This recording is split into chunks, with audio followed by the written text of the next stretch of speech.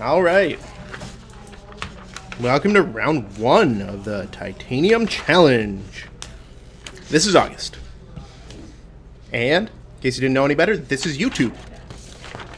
You're on planet Earth.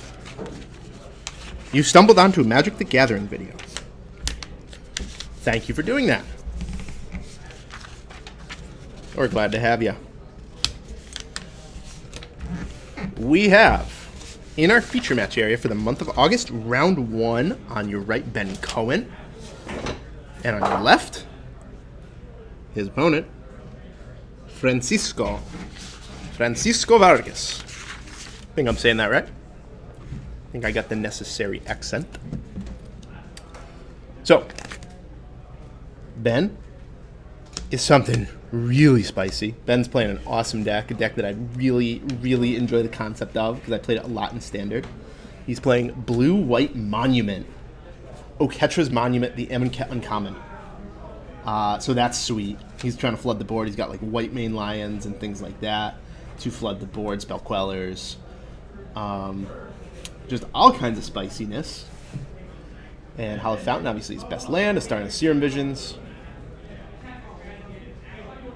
Pretty cool. Especially since Serum Visions hides what you're playing. So Ben could be on Blue-White Control. Ben could be on Pure Steel Paladin. Hell, Ben could be on a combo deck. Francisco doesn't know. And he has very little information. Past the turn, luckily doesn't matter because he just got a Mind Go. Not like he had much to do. Oh. 2 mana. There's a magic card. Looks like a Wall of Omens.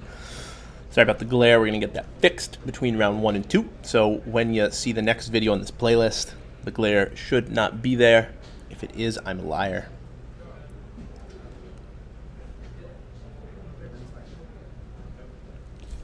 So slow hand from Cisco here. He's just got a power plant. Says go.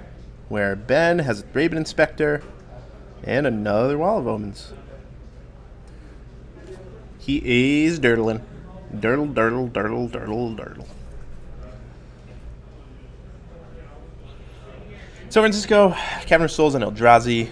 2 mana Walking Ballista. X equals 1. And a Relic of Progenitus. So pretty bad draws from both players, to be honest. Ben without the Monument. Francisco without the Tron. Or Eldrazi Temple. Or even map to go find anything. This is anemic. I don't really know what's going on here. Both players saw the hand. They're like, land and spells. All right. Good deal.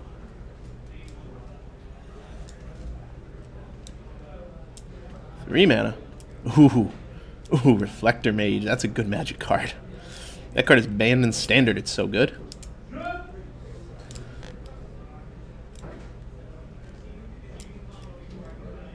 And in for 1 is Ben Cohen, playing out a lot like the Monument decks in Standard did. Slowly. And really just grinding out the board state.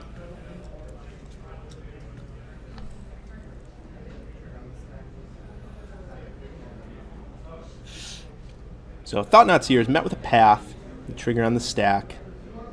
Gonna accelerate Cisco a little bit. He's gonna go up to 5 mana on the next turn at least. He's moving towards his late game of Karn, Ulamog, All Is Dust, Wormcoil, all these powerful fatties. But he's the only one with the board state.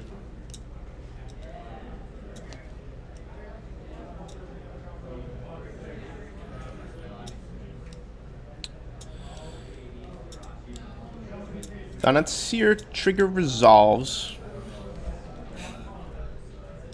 That reveals the hand. Flip card is a Westvale Abbey.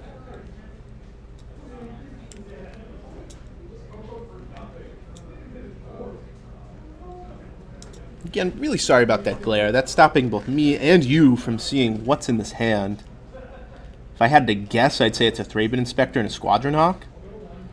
Yeah, that's a Squadron Hawk. It does get exiled. So Ben really not with much here. He's left with a land, a plains, a Westvale, and a Thraben Inspector. Weak sauce. Cisco's first threat's going to be really good. Sacks the clue. 3 mana. Oketra's Monument. There it is. There's the card.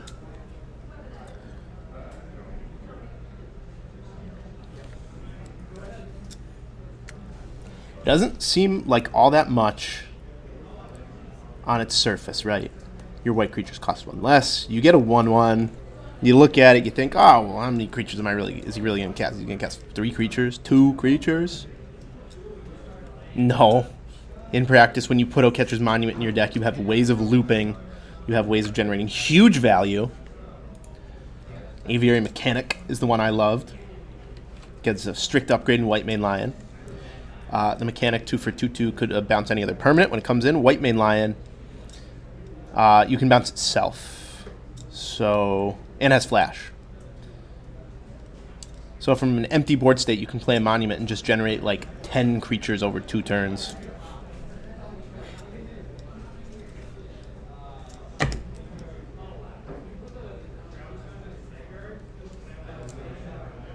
Meddling Mage. I saw Ben upstairs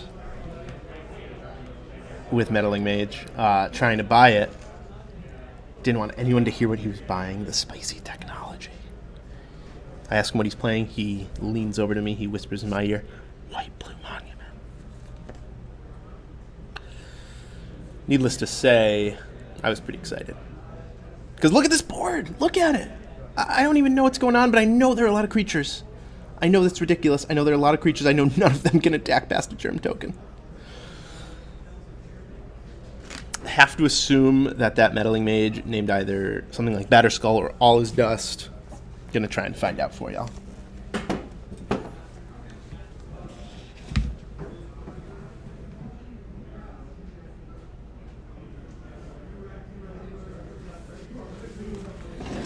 Yeah, and Ben does have 3 Thraben Inspectors over there. A couple Wall of Omens. Those are the cards.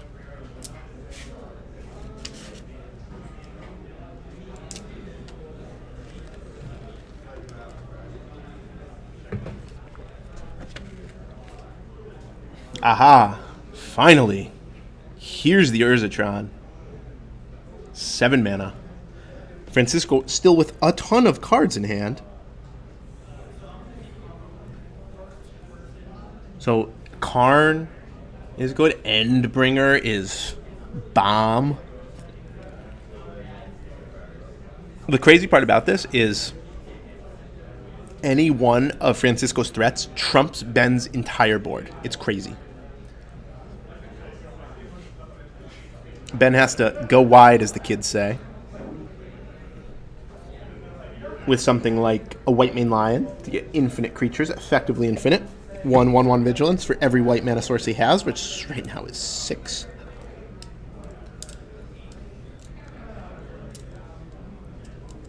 Or with something like that Westvale Abbey, which, to be honest, Francisco's pretty cold to a Westvale Abbey. It's kind of crazy how cold he is.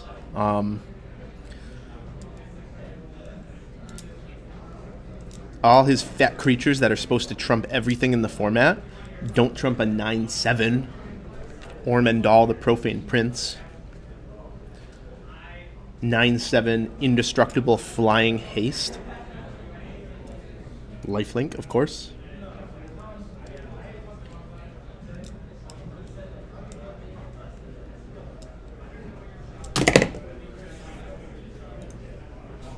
But something like a Batterskull may effectively be able to race. An Endbringer equipped Batterskull is pretty beastly. That's also 9 power lifelink, but also draws cards every turn.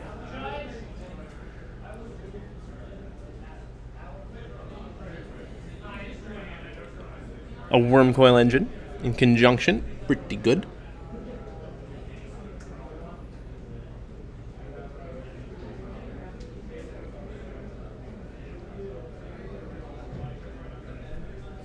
And of course, the ultimate trump, All Is Dust. Each player sacrifices all cards with color that they own.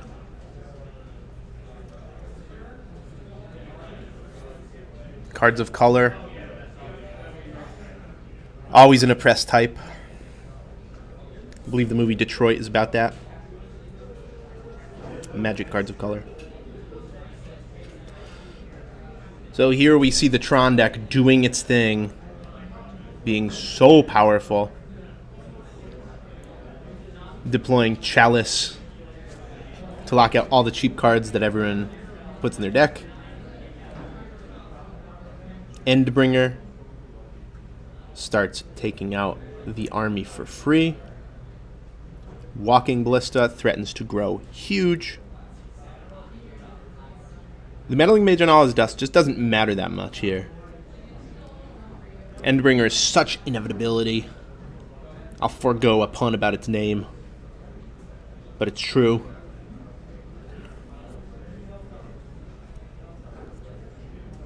Now, if Ben Cohen had a white main lion here, this would be really interesting. So you could make 7 1/1s, kill the Reality Smasher on the spot, block with 7 creatures. Or more.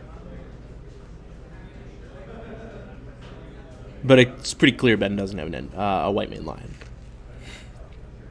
Unless he drew down the very last turn.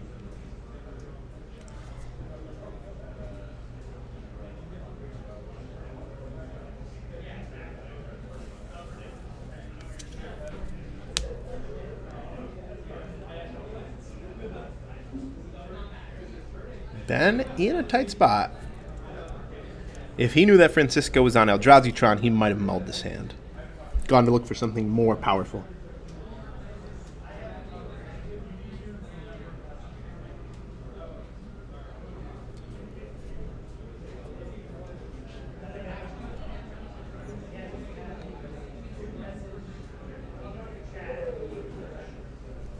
So here, Ben sets up a possible block. He knows he can't just keep taking damage.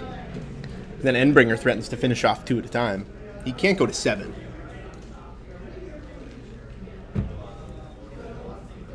So here, every creature Ben has jumps in front of the Reality Smasher.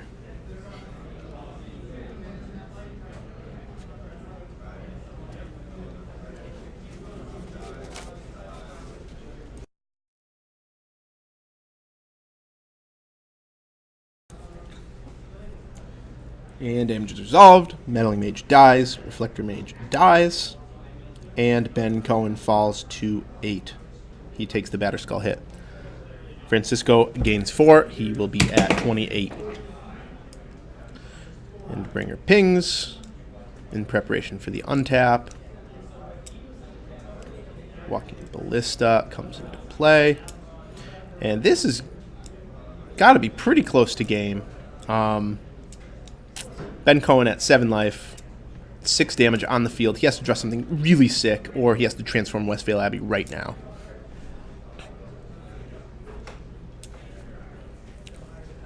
$28 to 7, huge board to tiny board. This is not good for Ben. Upkeep, Forecast Sky Hussar, not really a key play. Sky Hussar, 4/3 flyer. Comes in play on tap all creatures you control, but during your upkeep, you can tap 2 untap blue or white creatures to draw an extra card. A personal Howling Mine in this deck, but way too late here. That would have been good earlier. You tap 2 Wall of Omen, say, draw a card. Ben would have drawn 4 or 5 extra cards this game if he had it early. Now he's going to be forced to just use Westvale Abbey as a chump blocker. Because this hand is sad. It's like Squadron Hawks and extra Oak-Etcher's Monuments.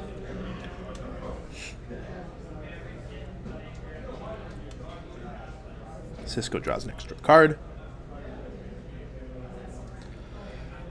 The Eldrazi Tron deck is fully online.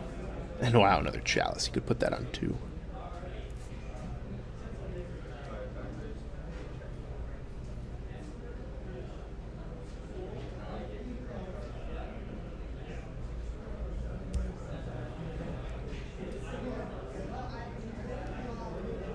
just trying to figure out if he can survive, is Ben Cohen. He's like, man, do I really have to transform? Oh, here it is. Here's the White Mane Lion.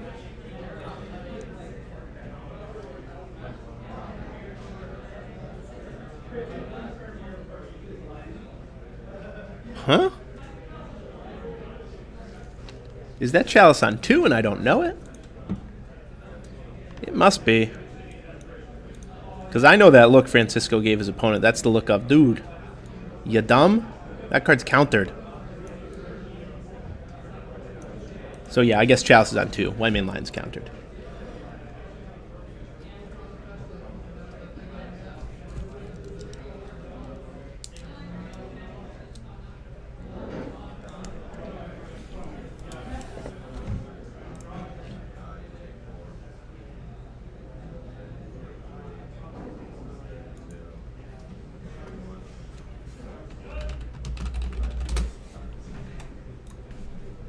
And finally, we have a scoop from Ben Cohen. That was over for the past 4 turns.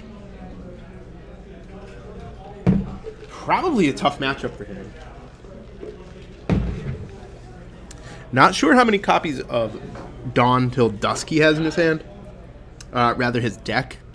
Have to imagine there's at least some in the sideboard, if not the main deck, because that card is huge and one of the payoff cards for any White-Blue Monument deck. That's why you do it.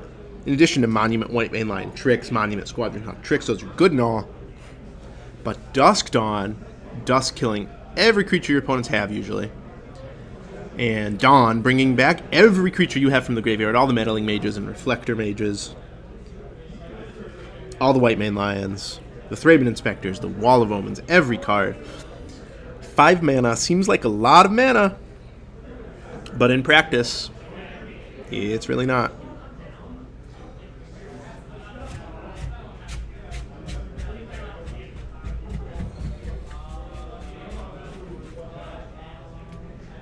A lot of notables in the room today.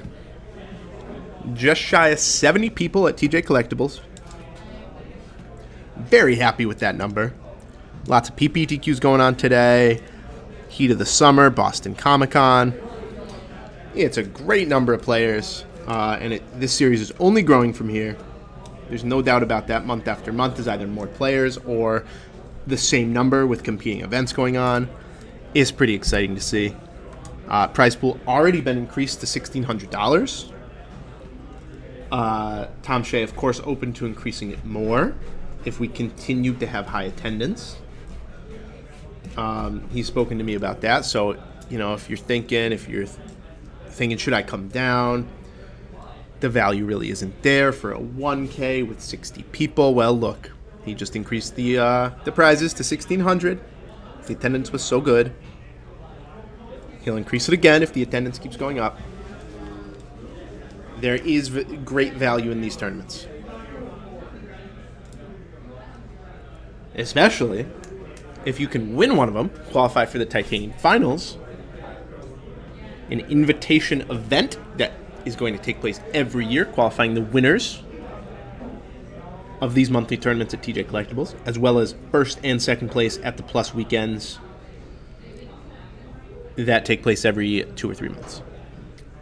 Speaking of that, if you're watching this in the month of August, the next Titanium Plus is August 26th, 27th.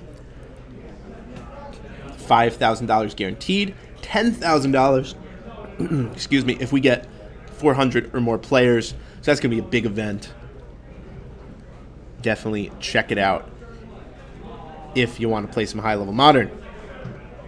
And even if you don't, check it out anyway, because it's going to be a big Legacy event on Sunday. We pick up events all day. I believe there's a PPTQ scheduled for Sunday, though we'll have to double-check that. Check our Facebook page for more details. TJ Titanium Series Facebook page. Also, if you want to join our mailing list, you can text Titanium to the number 22828 for updates. It'll then ask you to enter your email address. You'll do that, and you'll get our monthly newsletter, including discounts for future events.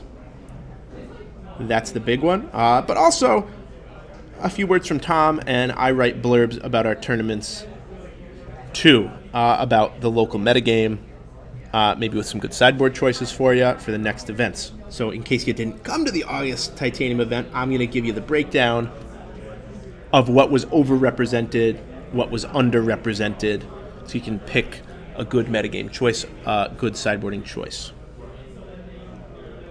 You know, knowing the global modern metagame, that's good and all, but knowing the local modern metagame, even more important.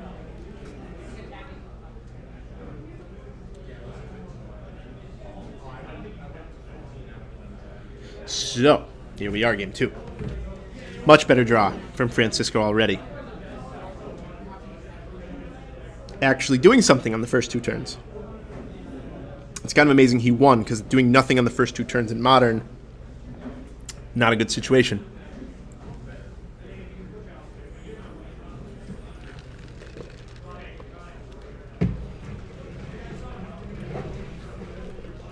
This is a pretty classic play pattern from a Monument deck.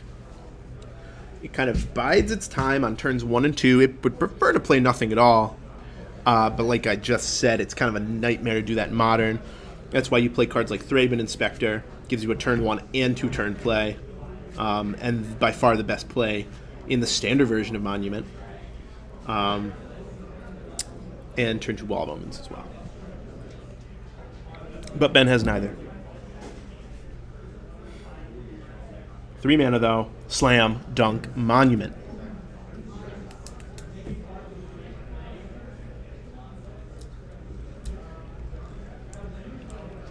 And would you look at that, the Eldrazi Tron.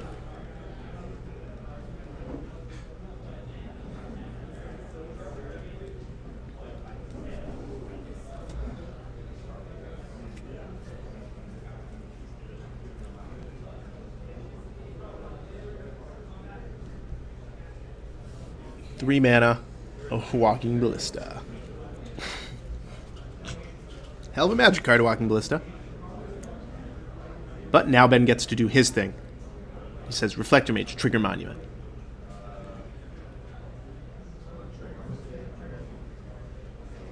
Now, what will Francisco do with his 3/3 Walking Ballista? Will he... interesting. Not sure I like that play from Francisco. I would have much rather seen shoot Soldier Token 1 to you and return the Ballista to your hand for the option of replaying it in a couple turns, because now it's just in the graveyard. Basically, he put it in the graveyard for 1 damage, which is clearly not worth it. Here we go, Thought Not Seer. Ooh, Unified Will. Spiciness coming out of Ben Cohen. That is a hard counterspell in this situation and most situations with the blue-white deck. But Eldrazi Tron has its Tron, and it is smashing Ben Cohen. He's now at 11. Already down to 11.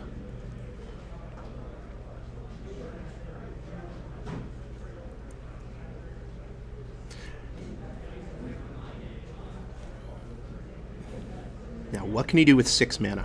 Or rather, 5 mana, excuse me. He can use White Mane Lion to make 5 1/1s. He can use the Dusk in his hand to destroy the Reality Smasher.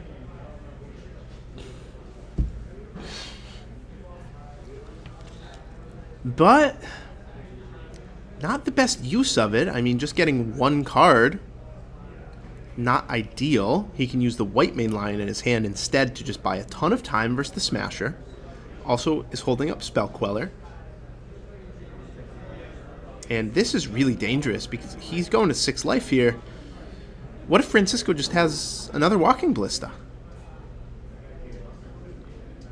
Is he straight up dead? Oh. Karn Lib.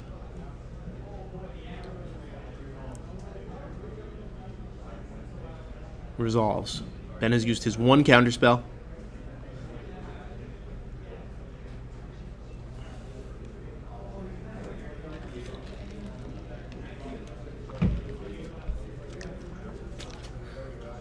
makes Ben exile a card. And now Reality Smasher comes in.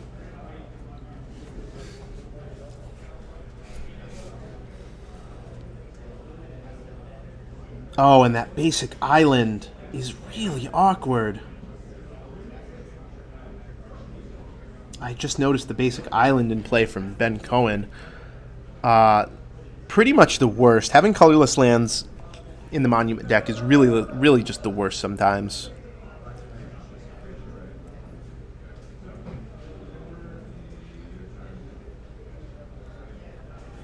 Ben Cohen is at 6 life.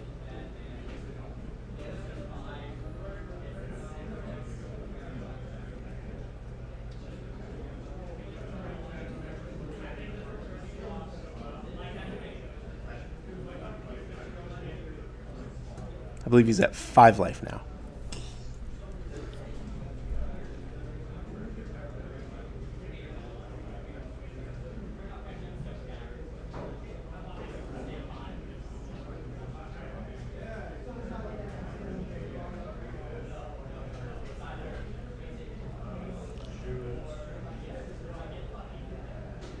Seems to be all over but the crying for Ben Cohen.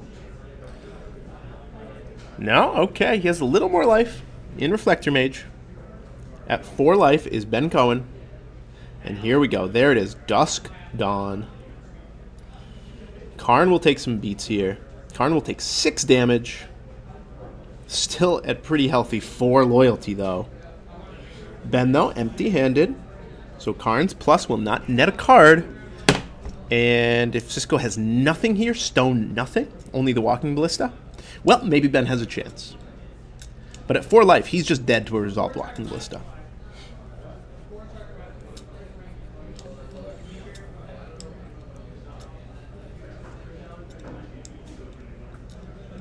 He has something like 13 mana available, does Francisco.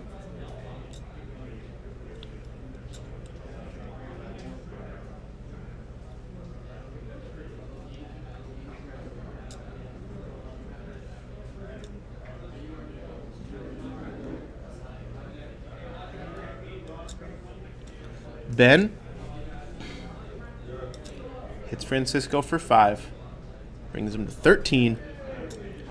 But I do believe this Walking Ballista just represents lethal. Look, Ben's at 4 life. He was empty-handed to start the turn, so as long as he didn't draw a Unified Will or a Ceremonious Rejection, this should be it.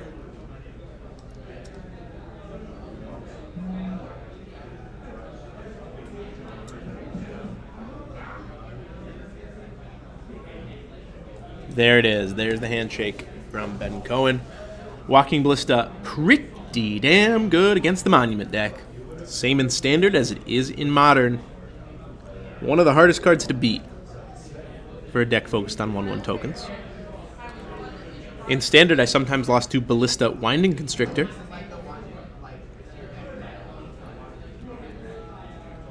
In Modern, Ben Cohen loses to Ballista Tron.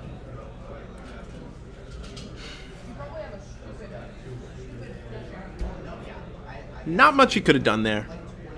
Besides maybe draw sideboard cards, have different configuration of cards in his main deck, like things like Fairgrounds Warden in Standard. I used to great effect against the Ballista. Because no matter what they do, it's going to come back as a 0/0. Fairgrounds Warden a little weak for Modern, though. I can't imagine that that's a great card in the Modern metagame.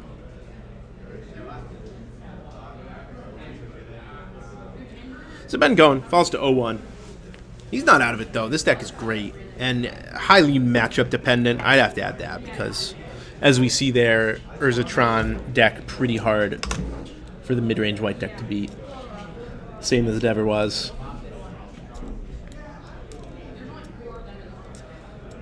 Oh well. Ben Cohen will have to go back to NASA and report his findings. Thanks for watching this round 1 on our YouTube channel, TJ Titanium Series. If you see one of these players and you know him Let them know it's here. They might not. I know Ben will, but maybe Francisco, if you're friends with him. Let him know. Poke fun at him for sacking his Walking Ballista for 1 point of damage. But more importantly, keep watching. Check out who wins this tournament in the YouTube playlist. A lot of big names here. A lot of big names. Former winners, like Nick Starr and Ed Hinton in the room. Dan Payne. Keith Wrong. Now that we're solidly into the first season of the Titanium series, we see a lot of repeat winners. There's value, of course, in the invite, but that's not all. I mean, $1,600 being given away today. Anytime you see the tournament organizer losing money on a tournament because he's giving away too much money, that's a pretty good situation. And that's going to be the case today. Giving away a lot of money, the invite. James Ogier in the room, Nate Piercy. TJ Stream team member Dylan Plord. Came in second, losing to Keith Wrong in our first Titanium Plus event. Ben Riley came in second. Gordon Callahan has some top fours.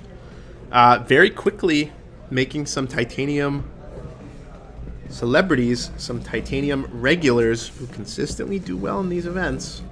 Pretty exciting stuff. If you have any suggestions, comments, concerns, any of this, let us know in the YouTube comments or on the Facebook page, please. Always willing to hear criticism, constructive or otherwise.